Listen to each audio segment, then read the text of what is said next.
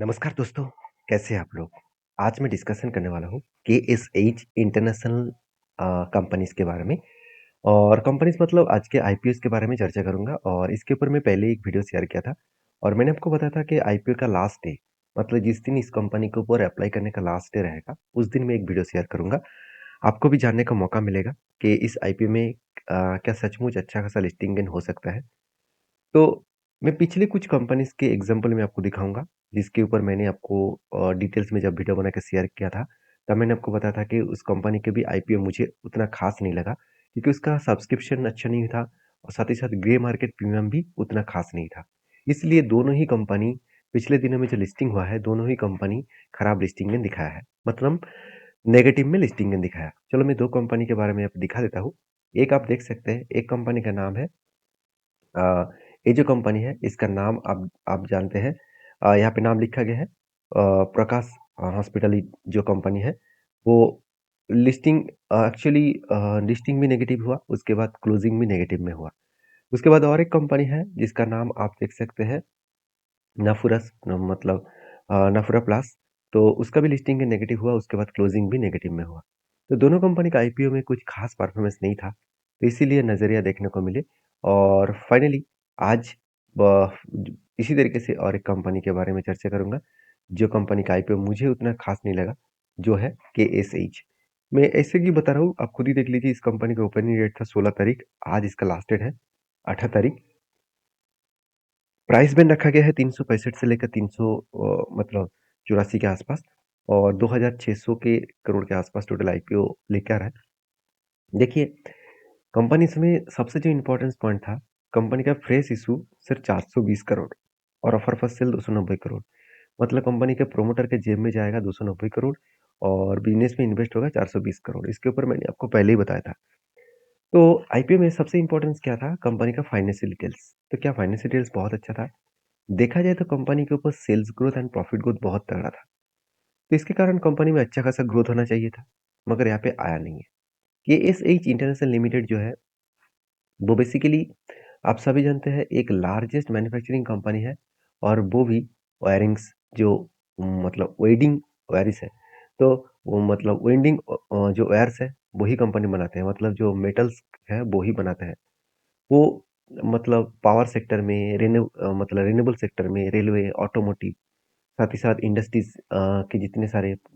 काम पे यही प्रोडक्ट लगते हैं कंपनी के मेनली कॉपर एंड एल्यूमिनियम का जो वायर्स होते हैं वही कंपनी बनाते हैं इसके ऊपर मैंने डिटेल्स में चर्चा किया था और यहाँ पे मैं ये भी बता दें कि आर ओ ठीक है डेप्थ कम करने के लिए कंपनी आईपीओ लेकर आ रहा है और कंपनी के मतलब अर्निंग पर शेयर और वैल्यूएशन भी मोटा मोटी देखा जाए तो ठीक ठाक था तो सब कुछ ठीक होने के बाद भी क्या कंपनी अच्छा खासा लिस्टिंग दिखा सकते हैं मुझे तो उतना खास परफॉर्मेंस नहीं दिखा। ऐसे मुझे कैसे पता चला? देखिए, मैं पिछले तो कंपनीज़ के बारे में भी आपको बताया था कि उतना खास परफॉर्मेंस होगा नहीं। तो उल्टा देखिए लॉसेस में ही रन हुआ। तो इसके पीछे रीज़न यही है कि आपको ये देखना है कि सब्सक्रिप्शन देखिए इस कंपनी के ऊपर आपको ये देखना है कि लास्ट डे मतलब जिस दिन आईपीओ का लास्ट डे अप्लाई करने का दिन होगा, उस दिन आपको सब्सक्रिप्शन देखना होगा।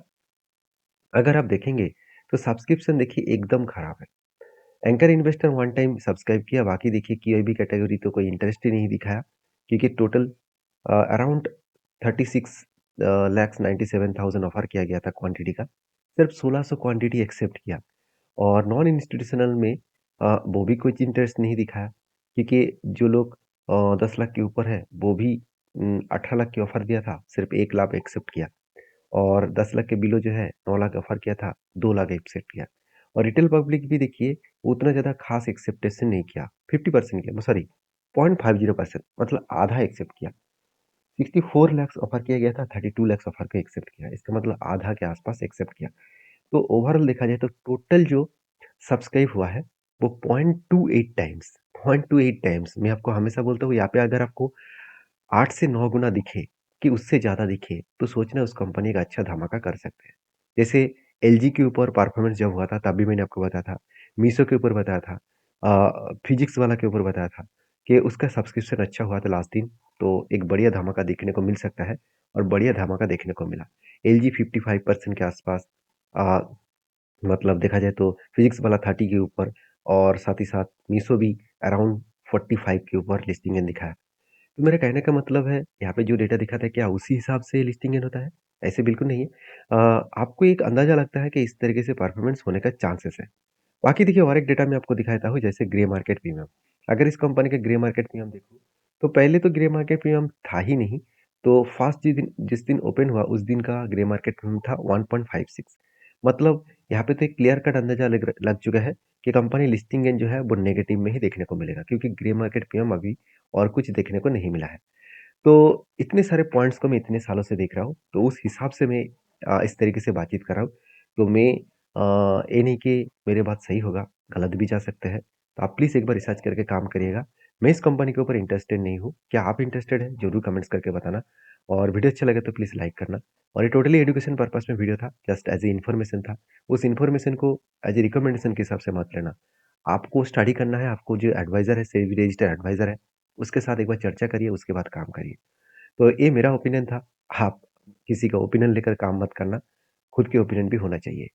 तो मिलते हैं इसी तरीके से नेक्स्ट वीडियो में क्योंकि आईसीआईसीआई प्रूडेंशियल का नेक्स्ट डे में वीडियो बनाऊँगा क्योंकि उसका लिस्टिंग इन होने वाला है। मुझे लगता है एक अच्छा खासा लिस्टिंग इन देखने को मिल सकता है।